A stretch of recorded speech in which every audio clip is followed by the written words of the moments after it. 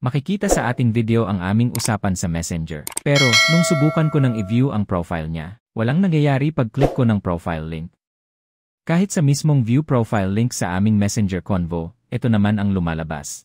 This page isn't available right now. Ano nga ba ang dahilan kung bakit ganito? Na-block ba ako ng taong ito? Hindi. Dahil kung nakablock ako sa kanya, makikita ko sa aming Messenger Convo ang this person is unavailable on Messenger. Restricted kaya ako?